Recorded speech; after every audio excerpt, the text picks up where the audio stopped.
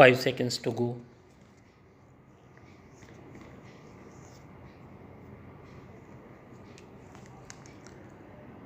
Start.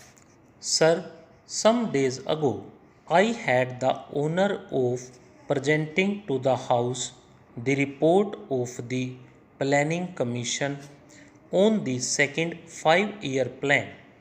I presume that many members have read it since then, either fully or in parts. I have now the honor to move the following resolution.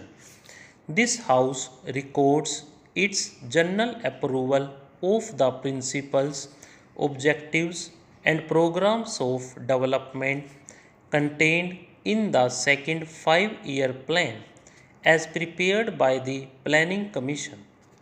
Those honorable members who have read this report have probably not found it very light reading.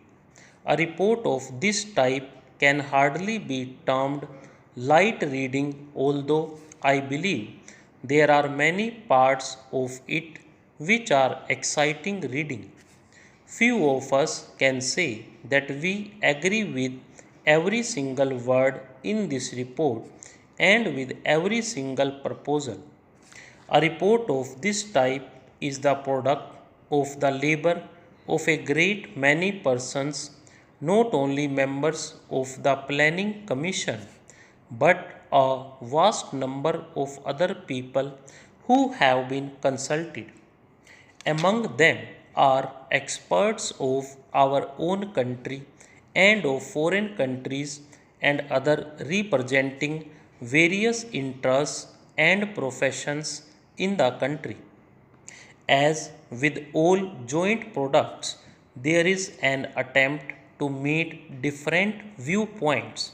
I hope this House will view the report as a whole, keeping in mind the unity of approach, objectives, methods, and principles underlying it, and not so much the details. It is open, of course, to any honorable member to criticize or to make suggestions in regard to any part of the report, whether it be principles or details. But I submit that the important thing is to get hold of the main principles. I propose therefore to deal with the broad principles only. The subject of this report is obviously not only of the highest importance, but something that produces in me very great excitement.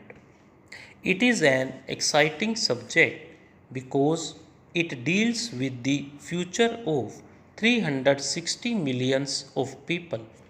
To some extent, that future will affect the future of other countries and even of the rest of the world. It therefore becomes an enthralling and exciting subject. We are engaged in the shaping of the future of India. Surely there could be few subjects more exciting than this. It is therefore with a sense of the burden of history that I face this problem. It is also with a great sense of humility, because however great and however competent we may consider ourselves, we are small in relation to this mighty theme of building up our country and taking its millions of people forward during the next 5 years. These 5 years are only some kind of a period that we fix for our convenience, because there are no isolated periods in the march of a nation. It is a continuous march. We must really think in terms of even longer periods and in terms of several 5-year plans. This is the second. Nobody thinks that at the end of the second plan we shall have been at the end of our journey. There is no journey's end when a nation is marching, living out the ultimate ends. Even such a goal as we envisage, the objective of a socialist pattern of society, is not going to be achieved at the end of the first 5-year plan or the second.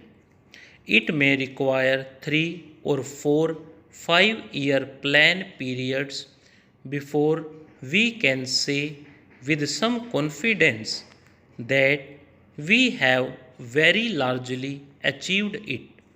Therefore, we must keep this large perspective in view.